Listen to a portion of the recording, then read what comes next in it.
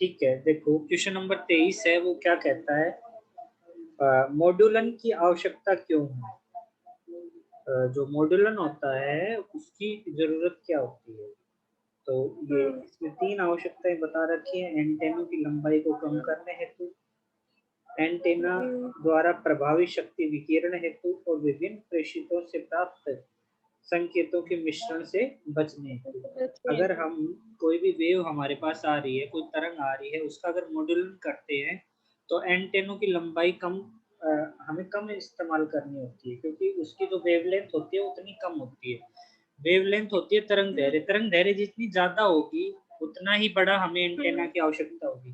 देखा होगा पहले वाले टाइम में जब जो टीवी चलते थे, डीडी नेशनल, चलाने के लिए हम एंटेना को बड़े से बड़ा करते थे, जिसका जितना लंबा एंटेना होगा उतना ही ज्यादा उसकी क्लियर पिक्चर आती थी। तो वो जो वेव थी वो उनकी फ्रीक्वेंसी, सॉरी, उनकी जो वेवलेंथ थी वो ज्यादा थी, ज्यादा वेवलेंथ को कैप्चर करने के लिए उतने ही बड़े एंटेना की आवश्यकता होती थी।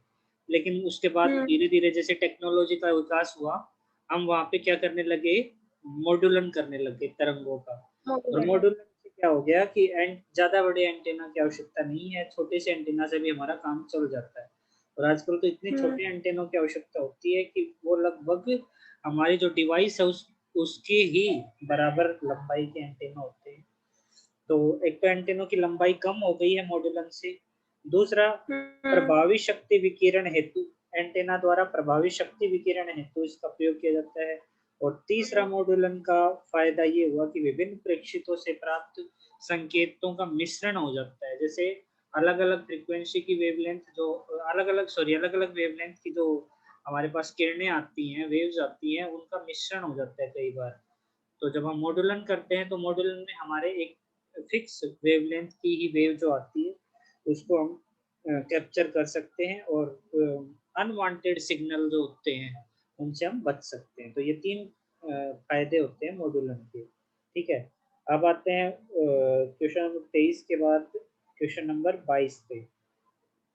मॉड्यूलन का क्या है, यह कितने प्रकार का होता है? तो देखो, मॉड्यूलन की आवश्यकता पड़ी, अब पढ़ रहे हैं मॉड्यूलन क्या होता है। तो वह प्रक्रिया जिसके द्वारा उच्च आवृत्ति की तरंग वाहक तरंग के साथ संदेश या सूचना संकेत को अध्यारोपित किया जाता है, मॉड्यूलन कहलाता है। मतलब मॉड्यूलन एक प्रोसेस है, एक प्रक्रिया है जिसके द्वारा उच्च आवृत्ति की आवृत्ति, जो तरंगे होती हैं उनकी आवृत्ति क्या होनी चाहिए, उच्च होनी चाहिए। उसके साथ उच्च आवृत्ति की तरंगों के साथ कोई भी हम डेटा देते हैं, सूचना या संकेत देते हैं। जैसे कोई भी संकेत हो सकता है, वो हमारा उस संकेत को उसके साथ अध्यारोपित करके एक जगह से दूसरी जगह पे ट्रांसफर किया जाता है। यही प्रक्रिया क्या कहलाती है, मॉड्यूलन कहलाती है। ठीक है, अब मॉड्यूलन यहाँ पे कितने प्रकार के बताए गए हैं, आयाम मॉड्यूलन, आवर्ती मॉड्यूलन और कला मॉड्यूलन। कला मैंने आपको बताया था, फेज जो अध्यारोपण होता है वो किस में होता है, समान कला की तरंगे जो होती हैं वो अध्यारोपित होती हैं दूसरे पे। तो कला का मॉड्यूलन किया जा सकता है। एक उसकी आवर्ती का मॉड्यूलन किया जा सकता है, आवर्ती माने फ्रीक्वेंसी। ठीक है, और आयाम का मॉड्यूलन किया जा सकता है। आयाम, जो कोई भी एक तरंग होती है उसका एक पर्टिकुलर आयाम होता है। ठीक है, आयाम का भी मॉड्यूलन किया जा सकता है। अब देखो, आयाम का आरेख आपको यहाँ पे दिख रहा होगा, किस तरह से आयाम को रिप्रेजेंट किया गया है। छोटी छोटी वेव्स जो है वो मिलकर के एक बड़ी वेव्स की शेप बना रही है, एक बड़ी तरंग बना रही है। या फिर ये कहें कि छोटी तरंगों का पैकेट एक साथ अध्यारोपित होकर के एक बड़ी तरंग बना रहा है। तो इस तरह का मॉड्यूलन जो होता है वो आयाम का मॉड्यूलन कहलाता है। आवर्ती का मॉड्यूलन आप देख सकते हो, दूसरा डायग्राम आवर्ती के मॉड्यूलन का है। ये वाला जो डायग्राम आप देख रहे हो ये आवर्ती का मॉड्यूलन है, और ये तीसरा जो डायग्राम है ये कला का मॉड्यूलन है। तो ये तीनों ग्राफ याद रहेंगे, किस तरह से आप आवर्ती का मॉड्यूलन दर्शाओगे, आयाम का मॉड्यूलन दर्शाओगे और कला का मॉड्यूलन दर्शाओगे। ठीक है, आगे बढ़ते हैं। यहाँ व्रती और कला तो सेम ही है। हाँ, आगे देखो, संचार तंत्र क्या है, इसके मुख्य भाग लिखो, इसका ब्लॉक आरेख भी बनाइए। तो संचार तंत्र कुछ नहीं है, आप जैसे जो टीवी में न्यूज देखते हो वो आप क्या हो, उपयोग करता हो। देखो लास्ट में आपको सबसे लास्ट में दिख रहा होगा, हम उल्टे चल रहे हैं, उपयोगकर्ता। उपयोगकर्ता कहाँ से आता है, उसके पास संदेश अभिग्राही से आता है। फिर एक पर्टिकुलर चैनल होता है, उस चैनल से हमें क्या मिलता है, वो संकेत मिलता है, वो डेटा मिलता है। और चैनल को कहाँ से मिलता है, प्रेषित से, और प्रेषित को कहाँ से मिलता है, स्रोत से। तो कोई भी एक सोर्स होता है, जैसे आज तक का ऑफिस है, वहां से कोई भी एक न्यूज चली, वो न्यूज कहाँ जाती है, सबसे पहले वो जाती है प्रेषित में, फिर जाती है वो चैनल में, चैनल के चैनल बाद में फिर अभिग्राही में जाती है। अभिग्राही हमारे जो घरों में लगा होता है एंटीना, जो डिश लगी होती है ना, डिश टीवी बोलते हैं जिसको, वो अभिग्राही होता है, ठीक है। और अभिग्राही से फिर हमारे टेलीविजन में आता है, तो उसको क्या बोलते हैं, उपयोगकर्ता। तो ये प्रोसेस होती है संचार तंत्र की, और इसके मुख्य भाग यही होते हैं, स्रोत, प्रेषित, माध्यम और अभिग्राही। माध्यम या संचार चैनल जो आप देखते हो, संचार चैनल किस तरह से काम करता है, वो वही वेव के मॉड्यूलेशन के सिद्धांत पे काम करता है। जो उनको डेटा भेजना होता है, वो अध्यारोपित कर देते हैं उस डेटा को तरंग के साथ में, और वो हमारे को मिल जाता है हमारे अभिग्राही पे, और अभिग्राही से हम उसको देख सकते हैं। अच्छा, इसमें एक बहुत प्रॉब्लम आती है कई बार, कि जो चैनल होता है, वो चैनल जब काम करता है तो उसके बीच में कुछ ना कुछ अशुद्धियां या अनवांटेड सिग्नल भी आ जाते हैं, और उनको रव बोला जाता है। देखो आपको दिख भी रहे होंगे।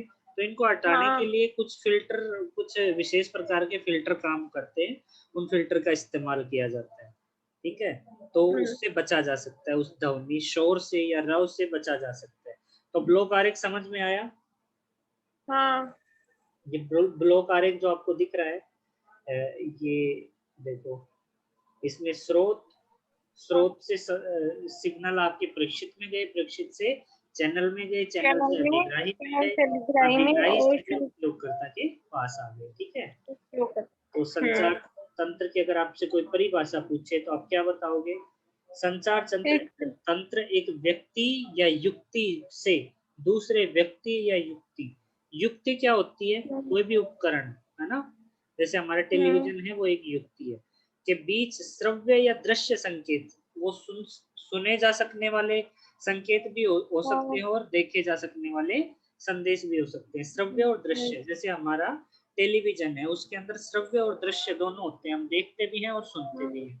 लेकिन जो हमारा क्या बोलते हैं, रेडियो जो होता है, उसमें केवल श्रव्य संकेत आते हैं।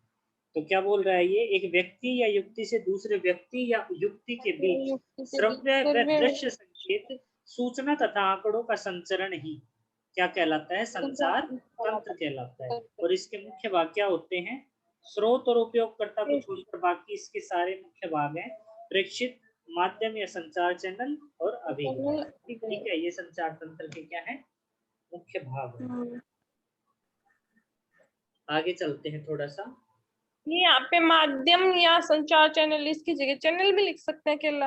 हाँ हाँ, बिल्कुल लिख सकते हो, संचार चैनल का मतलब चैनल ही होता है।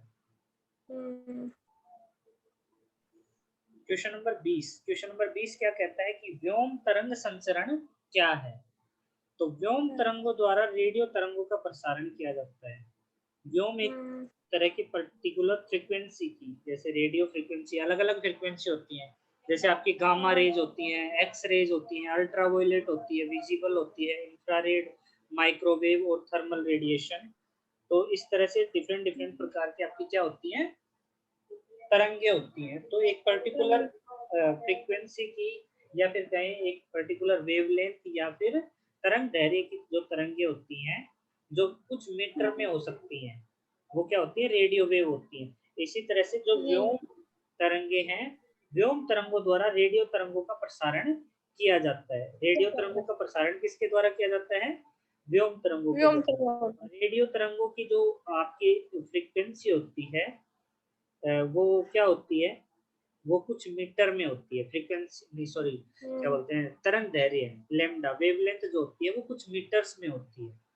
मतलब जिनको हम आपने देखा होगा, जो रेडियो का एंटीना होता है, वो काफी लंबा होता है, 1 मीटर 2 मीटर ऐसे लंबाई का होता है।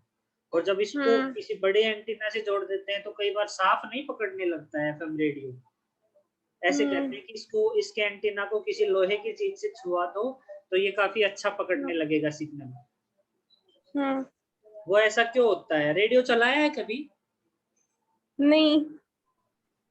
तब तो आप उसको विजुलाइज नहीं कर पा रहे होगे, लेकिन जैसे एंटीना जो होता है, रेडियो का एंटीना तो देखा होगा, वो काफी लंबा होता है, निकलता ही हाँ जाता है, हाँ, 1-2 वो तो मीटर का देखा हुआ है। होता है। तो कुछ मीटर की उसकी क्या होती है, तरंग दैर्ध्य होती है, तो उन तरंगों को पकड़ने के लिए ही आपका जो रेडियो का एंटीना है वो कुछ मीटर का होता है। तो व्योम हम्म। तरंगों द्वारा ही क्या होता है, रेडियो तरंगों का प्रसारण किया जाता है। इस संचरण में हाँ। आयन मंडल का उपयोग किया जाता है। अलग-अलग हमारा जो अर्थ का एटमॉस्फेयर है वो अलग-अलग मंडलों द्वारा मिलके बना हुआ है। उसमें एक आयन मंडल भी होता है, क्षोभ मंडल भी होता है, समताप मंडल भी होता है। उनमें जो आयन मंडल होता है उसका उपयोग किसमें किया जाता है? रेडियो तरंगों के व्योम तरंग। संचरण में। तो कभी भी पूछे आपसे रेडियो तरंगों के संचरण में किसका प्रयोग किया जाता है तो आप बता दोगे आयन मंडल, ठीक है। इस संचरण में तरंगों का आयन मंडल द्वारा पूर्ण परावर्तन होता है तथा परावर्तित तरंगे पृथ्वी पर लौट आती है, जिन्हें अभिग्राही ग्रहण कर लेता है। देखो ये रेडियो प्रेक्षित से तरंगे ऊपर की तरफ गई, व्योम व्योम तरंगों द्वारा इनका संचरण हुआ, ये आयन मंडल में हाँ। गई और आयन मंडल इनका क्या कर देता है, परावर्तन कर देता है। क्या कर देता है? बराबर। परावर्तन। ये देखो, ये बराबर। यहाँ से टकरा के वापिस जमीन पे आ जाती है और जमीन पे हमारा जो हम्म। रेडियो होता है, इस तरह का होता है रेडियो, एक बॉक्स सा होता है, उसके एक इस तरह से एंटीना लगा हम्म। होता है। ये एंटीना क्या करता है, इन तरंगों को पकड़ लेता है, ये जो तरंगे आती हैं, और यहाँ पे हमें क्या सुनाई देता है, साउंड सुनाई देता है, ठीक है। तो इस तरह से ये काम करता है आपका रेडियो तरंगे, ठीक है। आगे बोल रहा है ये, इस विधि में प्रसारण पर मौसम, और ये क्या लिखा हुआ है, एक मिनट, दिन रात का प्रभाव भी पड़ता है। कई बार हम देखते हैं कि रात में मोबाइल में जो नेटवर्क होता है वो अच्छा आता है और दिन में जो नेटवर्क है वो खराब आता है। तो यही कारण है कि हाँ। जो तरंगे हैं उनको दिन और रात में अलग-अलग मतलब प्रभावित करने वाले कारक होते हैं। तो दिन और रात से भी वो प्रभावित होती हैं, और मौसम, जैसे कभी बारिश का मौसम हुआ तो कई बार नेटवर्क नहीं पकड़ता है, साफ मौसम में कई बार अच्छा पकड़ लेता है, कई बार आपके मौसम में नमी होती है तब भी काफ़ी अच्छा नेटवर्क आपका पकड़ता है। तो ये सब चीज़ें इससे प्रभावित होती हैं, क्योंकि हमारा जो अ, परिवेश है, चारों तरफ का वातावरण है, उसके अंदर ही क्या है, ये तरंगे गति करती हैं, और उससे गति करते हैं। ऑब्वियस सी बात है, अगर उसमें वो गति करेंगी तो उसका जो मौसम है वो बदलेगा, तो ये भी बदलेंगी, इन पे भी प्रभाव पड़ेगा।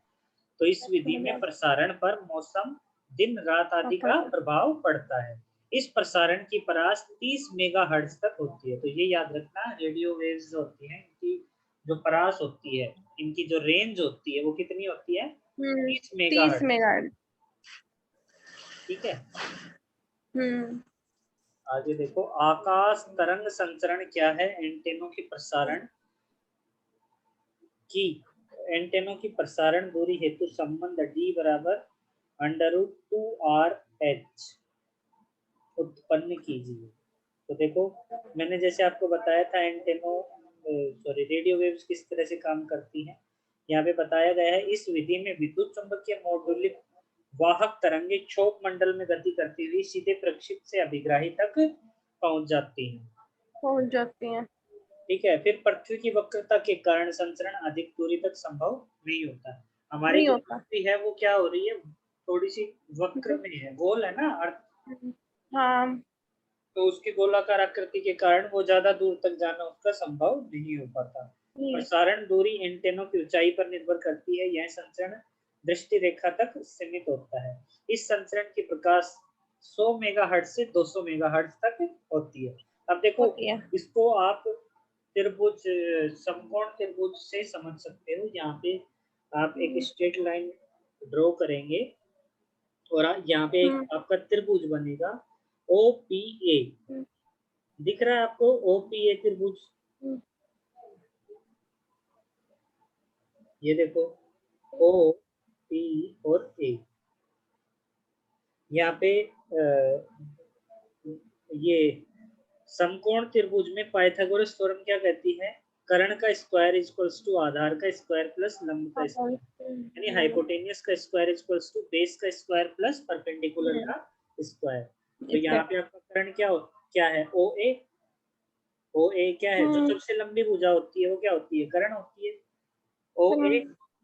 और ये OP आपका क्या है, आधार, OP आधार है, और क्या बच गया हमारे पास, पी पी ए आपका लंब है। ऐसे लंब। कहा भी जाता है कि थीटा के सामने वाली भुजा, जो कोण होता है उसके सामने वाली भुजा क्या होती है, अगर ये एंगल थीटा है तो इसके सामने की भुजा क्या होगी, लंब होगी। ये क्या होता है, लंब होता है। ठीक है, तो पाइथागोरस प्रमेय क्या कहती है, कर्ण का स्क्वायर बराबर आधार का स्क्वायर प्लस लंब आधार का स्क्वायर प्लस में लंब तो ओ ए स्क्वायर। की वैल्यू आपकी क्या हो जाएगी, देखो ओ ए की वैल्यू, ये तो है आपकी आर त्रिज्या, और ये है आपका एच हाइट। एच हाइट तक आपकी मान लो तरंगे प्रेक्षित होती है। ठीक है, तो आर तो क्या है, त्रिज्या है। किसकी त्रिज्या है, ये पृथ्वी की त्रिज्या है। ठीक ये है, पृथ्वी। और एच क्या है, एच हाइट है, जहां तक आपकी जो तरंगे हैं वो जाकर वापस से परावर्तित होती है, वो दूरी आपकी है एच। ठीक है, तो ओ ए की जगह आर प्लस एच रख दिया, ओपी की जगह आर रख दिया, और क्या बच गया आपका, देखो ये जो अर्थ है धरती ऐसे गोल है ना, तो मान लो ये वाला पार्ट लिया है हमने धरती का, तो ये भी आर है और ये भी आर है। यहाँ पे ये टावर लगा हुआ है एच हाइट का, तो ये मान लो ऐसे परावर्तित होती है। ठीक है, टावर नहीं मान सकते इसको आप, ये मानो ये क्षोभ मंडल जहां से परावर्तित होती है वहां तक एच हाइट है, तो ये आर प्लस एच हो जाएगी, ये दोनों दूरियां मिलकर के आर प्लस एच, और ये दूरी आर है ही आपकी, और ये मान लो आपकी डी डिस्टेंस है, ये डी डिस्टेंस है, तो पी ए क्या हो जाएगी आपकी, डी। ठीक है, इसमें वक्रता अधिक नहीं होने के कारण इसको लगभग डी के बराबर ही मान लिया गया है। तो आप इस समीकरण को आप सोल्व करोगे तो आर प्लस एच का स्क्वायर बराबर R square plus D square, और जब इसको सोल्व करोगे तो स्क्वायर रूट खोलेंगे, R square plus 2HR plus H square, A plus B का होल स्क्वायर होता है ना, A square plus B square plus 2AB, A plus B का होल स्क्वायर क्या होता है, A square plus 2AB plus B square, यही होता है। तो ए की जगह है स्मॉल आर, ए की जगह आपका सॉरी कैपिटल आर, और बी की जगह आपका स्मॉल एच, तो आर प्लस एच का स्क्वायर क्या हो जाएगा, R square plus R H plus H square, यही होगा। हाँ, और यही लिखा हुआ है आपके यहाँ पे, ये देखो। ठीक है, इसका स्क्वायर कर दिया। अब इस तरफ भी आर स्क्वायर है और इस तरफ भी आर स्क्वायर है, तो आर स्क्वायर से आर स्क्वायर कैंसिल हो जाएगा, तो आपका बचेगा 2HR plus H square equals to D square.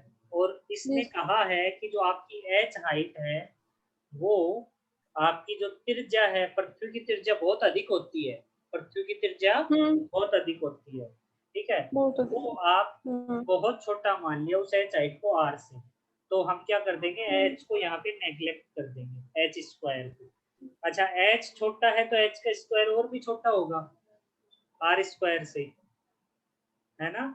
तो अगर एच आपका स्मॉल है, आर से बहुत छोटा है, तो एच स्क्वायर को आपने क्या मान लिया, जीरो या नेगेटिव मान लिया, तो आपका 2HR is equals to D square आ गया, और डी की आपकी वैल्यू क्या आ गई, अंडर रूट 2HR, और यही हमें सिद्ध करना था। समझ में आया? हेलो, हाँ आया भाई, आ गया। अच्छा, क्वेश्चन नंबर 18 देखो, भू तरंग संचरण क्या है, तो नाम से स्पष्ट है, भू, भू का मतलब धरती, हाँ भूमि, धरती। इसमें प्रक्षी व अभिग्राही एंटेनो पृथ्वी तल के निकट स्थित होते हैं। ठीक है, जो प्रक्षी होता है वो भी धरती पे होता है, और अभिग्राही होता है वो भी धरती पे ही होता है।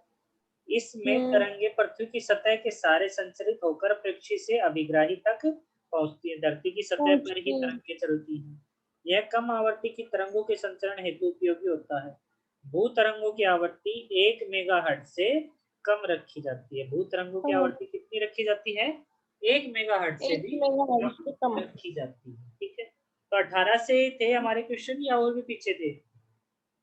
और भी है या क्या? और भी है। अच्छा अच्छा, कहाँ से स्टार्ट थे? ये थे 3 से स्टार्ट थे 23 तक। कहाँ से? 3 से 23। अच्छा, 3 से, चलो वापिस फिर से क्वेश्चन नंबर 17, गामा किरणों की उत्पत्ति, परास एवं उपयोग लिखो। तो गामा किरण है ना, बहुत इंपॉर्टेंट होती है। देखो इसकी उत्पत्ति कैसे होती है, नाभिकों के अल्फा 6 बीटा 6, अल्फा और बीटा दो तरह के आपके डिके होते हैं, 6 होते हैं।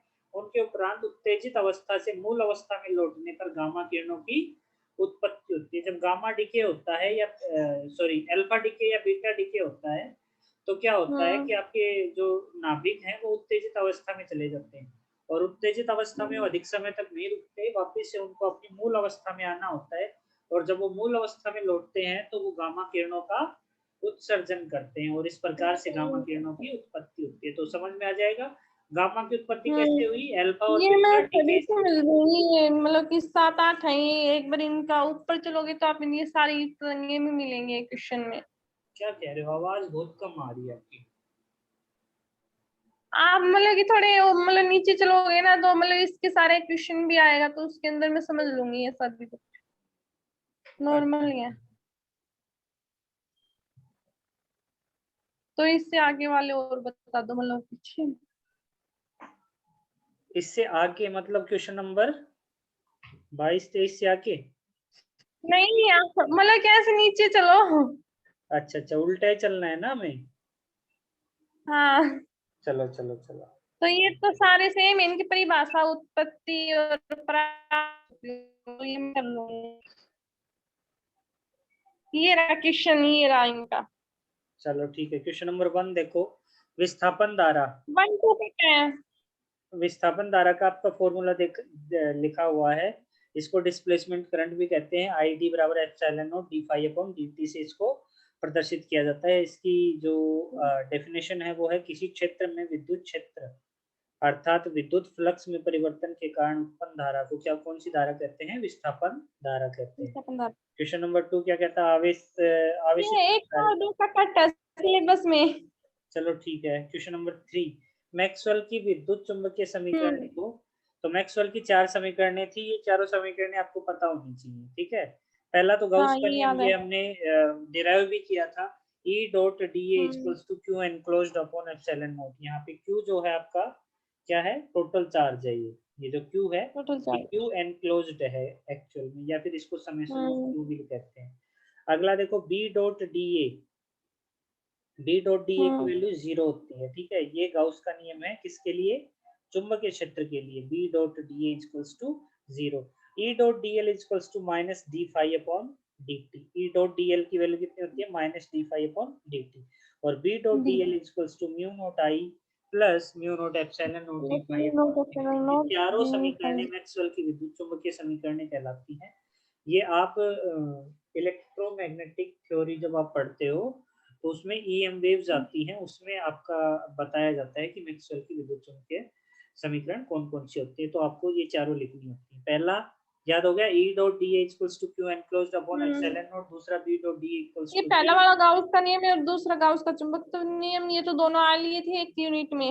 हाँ, और तीसरी E dot D L equals to, मतलब धारा के सापेक्ष इसका क्लोज्ड इंटीग्रल, सॉरी धारा का नाम आ रहा है, लेंथ के सापेक्ष इसका closed integral. E dot D L electric field का closed integral with respect to length element. E dot D L की वैल्यू होती है differentiation of flux with respect to time along with the negative sign, ठीक है, minus sign के साथ, minus D phi upon D T. अगला देखो, B dot D L, अब फिर से ये भी क्या है, लेंथ के साथ, डीएल है ना, लेंथ। लेंथ के सापेक्ष इसका क्लोज्ड इंटीग्रल, क्लोज्ड समाकलन या बंद पाश समाकलन भी बोलते हैं इसको। B dot D L equals to mu naught I plus mu naught epsilon naught D phi upon D D. Phi. ठीक है। अगला क्वेश्चन देखो, ये चुंबकीय वाले में तो जैसे फैराडे का नियम है, उसके अंदर तो माइनस का डी फाई बी है और उसके अंदर D phi E. D phi B, यहाँ पे ये मैग्नेटिक फील्ड के लिए है फाई बी, और यहाँ पे ये हाँ। इलेक्ट्रिक फील्ड के लिए है फाई ई, ठीक है, ये ध्यान रखना। जब आप इलेक्ट्रोमैग्नेटिक थ्योरी पढ़ते हो, ईएम वेव्स पढ़ते हो, उसके अंदर इनका डेरिवेशन भी होता है, ठीक है। तो अभी हम डेरिवेशन की बात नहीं कर रहे हैं, डायरेक्ट समीकरणों की बात कर रहे हैं। तो समीकरणें आपको ऐसे ही लिखी जाती हैं। जब फाई बी जो होता है फ्लक्स किसके लिए, मैग्नेटिक फील्ड के लिए, और फाई ई इलेक्ट्रिक फील्ड के लिए। अगला क्वेश्चन देखो, विद्युत चुम्बकीय तरंगों के 4 मुख्य गुण लिखो। तो 4 मुख्य गुण कौन-कौन से हो गए? यह प्रकाश तरंगे हैं जिनकी प्रकृति अनुप्रस्थ होती है। 2 तरह की तरंगे होती हैं, 2 तरह की प्रकृति होती है, अनुप्रस्थ और अनुदैर्घ्य। तो यहाँ पे जो तरंगे हैं, इनकी प्रकृति कैसी होती है? अनुप्रस्थ होती है, ठीक है? विद्युत चुम्बकीय तरंगों का वेग प्रकाश के वेग के समान होता है। तो वेग जो होता है प्रकाश के वेग के बराबर ही होता है विद्युत चुम्बकीय तरंगों का। C is equals to 1 upon under root mu naught epsilon naught। ये पता है कैसे आता है? देखो हमने नहीं पढ़ा था F is equals to K Q1 Q2 upon R square और B पढ़ा था हाँ mu naught upon 4 pi I 4 pi dl I sin theta upon R square। यही पढ़ा था। तो यहाँ हाँ पे हाँ ये k डैश मान लेते हैं और यहाँ पे ये k है ही और k और k डैश की value 1 upon 4 pi epsilon naught और म्यू नॉट अपॉन 4 पाई होती है। इनसे हम कैलकुलेट कर सकते हैं। माना k बराबर 1 अपॉन 4 पाई एप्सिलॉन नॉट, लिख भी लेना इसको साथ साथ, और k डैश की वैल्यू आती है आपकी म्यू नॉट अपॉन 4 पाई। ठीक है, अब क्या करेंगे हम k के अंदर k डैश का भाग दे देंगे, डिवाइड कर देंगे। तो 1 अपॉन 4 पाई एप्सिलॉन नॉट बचेगा और ये जब भाग देंगे तो नीचे की संख्या ऊपर और ऊपर की नीचे, गुणा में जब तब्दील होता है तो 4 पाई अपॉन म्यू नॉट हो जाएगा k अपॉन k डैश। यहाँ पे देखो 4 पाई से 4 पाई कैंसिल हो गया आपका और ये आ गया 1 upon epsilon not mu naught. ठीक है, 1 minute 4 pi epsilon not 4 pi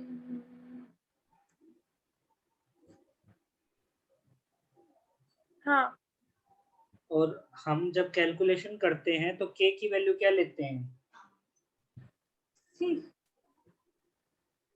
9 into 10 to power 9 और k डैश जो ये 1 अपॉन 4 पाई एप्सिलॉन नॉट जो लेते हैं 1 अपॉन 4 पाई एप्सिलॉन नॉट की वैल्यू डायरेक्ट रखते हैं ना 9 इंटू 10 टू पावर 9 और k डैश होता है आपका 10 टू पावर -7। केवल डिजिट बता रहा हूँ मैं, इनकी यूनिट भी अभी आपको नहीं बता रहा।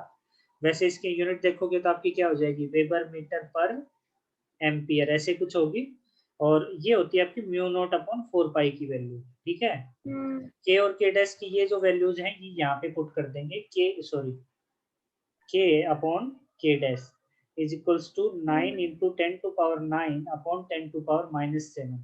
जब 10 टू पावर -7 ऊपर जाएगा तो कैसे क्या हो जाएगा? प्लस का हो जाएगा, यानी कि प्लस 10 टू पावर 9 और 10 टू पावर 7 कितना हो गया? 10 to power 16। 9 into 10 to power 16। तो इसको आप 3 इंटू 10 टू पावर 8 का होल स्क्वायर लिख सकते हो। इस पूरी क्वांटिटी को इतना नोट करो, फिर आगे बढ़ते हैं। हाँ कर लिया। ठीक है, तो k अपॉन k डैश आपका आया 9 इंटू 10 टू पावर 16 और इसको आप लिख सकते हो 3 इंटू 10 टू पावर 8 और इसका होल स्क्वायर। होल स्क्वायर करेंगे तो 3 का स्क्वायर 9 और 10 की पावर 8 का स्क्वायर 10 की पावर 16 हो जाएगा। लिख सकते हैं ना ऐसा। और ऐसा क्यों लिखा? क्योंकि ये वैल्यू जो है ये हमें पता होता है, ये c की वैल्यू होती है। किसकी? c। प्रकाश का वेग 3 गुणा 10 की घात 8 मीटर पर सेकंड, ये रफ्तार होती है प्रकाश की। तो ये c का स्क्वायर हो गया ना, k अपॉन k डैश का मान जो आया है आपका c का स्क्वायर के बराबर आया है। और ये वैल्यू आपकी कितनी आई थी? 1 upon mu naught epsilon not. पहले देखो कैलकुलेट किया था अभी थोड़ी देर पहले k अपॉन k डैश की वैल्यू, तो 1 upon mu naught epsilon naught I थी। तो यानी कि हम कह सकते हैं कि सी स्क्वायर का मान 1 upon mu naught epsilon not के बराबर है। ये जो सी स्क्वायर है, अब दोनों तरफ हम स्क्वायर रूट ले लेंगे तो ये इस तरफ रह जाएगा सी और इस तरफ आ जाएगा under root 1 upon mu naught epsilon naught. और ये बहुत ही वेल नोन आपका समीकरण आया है। ये लिखा हुआ भी है आपके इसमें आगे, c is equals to 1 upon under root mu naught epsilon naught। तो कहा भी गया है कि विद्युत चुंबकीय तरंगों का वेग प्रकाश के वेग के समान होता है। विद्युत चुंबकीय तरंग संचरण के पथ के किसी बिंदु पर विद्युत क्षेत्र एवं चुंबकीय क्षेत्र के परिमाणों का अनुपात प्रकाश के वेग के समान होता है। तो जो इनके परिमाण जो है उनका अनुपात जो अभी हमने निकाला है वो किसके बराबर है? प्रकाश के वेग के बराबर है। और ये हम ऐसे भी लिख सकते हैं E upon B is equals to C. Electric field का परिमाण और मैग्नेटिक फील्ड का परिमाण, इन दोनों का परिमाण का अनुपात किसके बराबर होगा? प्रकाश के वेग के। ये है c, प्रकाश का वेग, प्रकाश का वेग। और इसका मान कितना होता है? 3 गुणा 10 की घात 8 मीटर पर सेकंड। ठीक है, तो समझ में आया? अगला पॉइंट देखो, विद्युत चुंबकीय तरंग में विद्युत क्षेत्र एवं चुंबकीय क्षेत्र सदिश समान कला में होते हैं तथा परस्पर लंबवत दोलन करते हैं। देखो इस तरह से, ये अगर आपके तरंग संचरण की दिशा है, वेव वेक्टर है के वेक्टर, तो आपका इसके परपेंडिकुलर इलेक्ट्रिक फील्ड होगा और इसके परपेंडिकुलर मैग्नेटिक फील्ड होगा। ठीक है, तो ये इस तरह से मूव करेंगी। ऐसे अगर आप मान लो आपका विद्युत क्षेत्र मूव कर रहा है तो चुंबकीय क्षेत्र इसके लंबवत इस तरह से मूव करेगा, ये इस डायरेक्शन में और ये इस डायरेक्शन में। ठीक है, इस तरह से इनको दर्शाया जाता है। हमेशा इलेक्ट्रिक फील्ड और मैग्नेटिक फील्ड एक दूसरे के लंबवत गति करते हैं।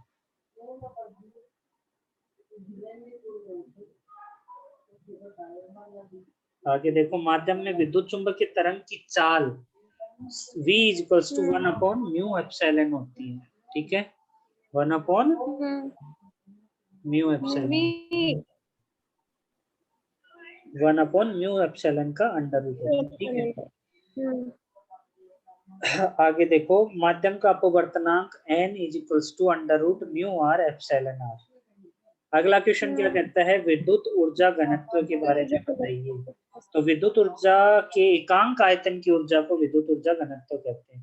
एकांक आयतन मतलब घनत्व का क्या मतलब हुआ? मान लो बी वॉल्यूम में कोई ऊर्जा ई है, बी वॉल्यूम के अंदर माना कोई ऊर्जा ई है, तो इकाई वॉल्यूम में आपकी ऊर्जा ई अपॉन वी हो जाएगी। ठीक है, और इसी को क्या बोलते हैं? ऊर्जा घनत्व। क्या बोलते हैं? ऊर्जा घनत्व, ऊर्जा घनत्व कहते हैं। तो देखो, विद्युत क्षेत्र के एकांक आयतन की ऊर्जा को विद्युत ऊर्जा घनत्व कहते हैं और इसको दर्शाते हैं U से UE equals to half epsilon naught E square. ये इसका सूत्र होता है ऊर्जा घनत्व का, हमेशा याद रखना, डेरिवेशन में बहुत बार, न्यूमेरिकल में बहुत बार काम आता है।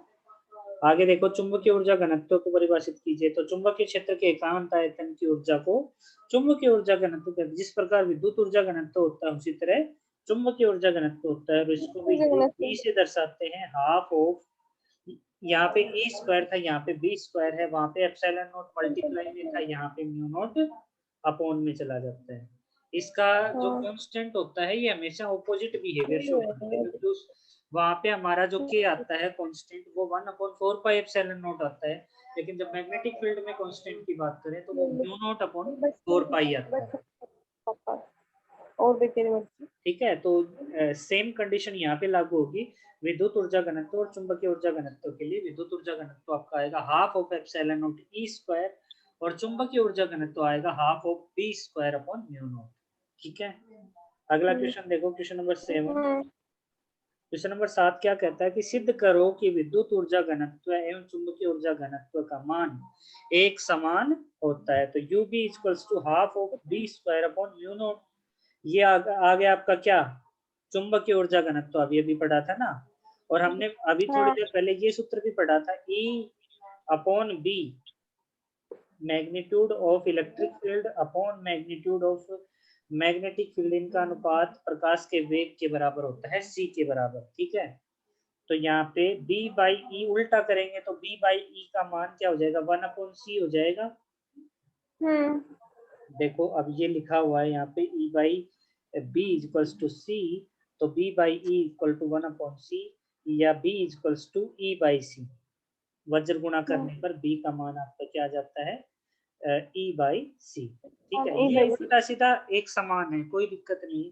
आप चाहे इसको E equals to B C करके याद करो, या फिर b E by B equals to C याद करो, या फिर b equals to E by C याद करो, कैसे भी याद करो, बात वही है। वज्र गुणा करके आपको जो वैल्यू चाहिए वो आप निकाल लोगे। हमें चाहिए यहाँ पे मैग्नेटिक फील्ड B की वैल्यू, तो B बराबर E बाई सी निकाला, E की वैल्यू यहाँ पे पुट कर देंगे। तो समीकरण 1 से यू बी क्या होता है? Half of B square upon mu naught.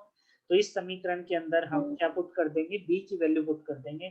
तो बी बराबर ई बाई सी आया था हमारा तो यहाँ बी स्क्वायर चाहिए, तो बी स्क्वायर का मान क्या रखेंगे, E square upon C square, E square upon C square रखेंगे। तो देखो half of E square upon C square upon mu naught, तो इसका मान क्या आ गया आपका, ये आ गया half of E square upon C square upon mu not.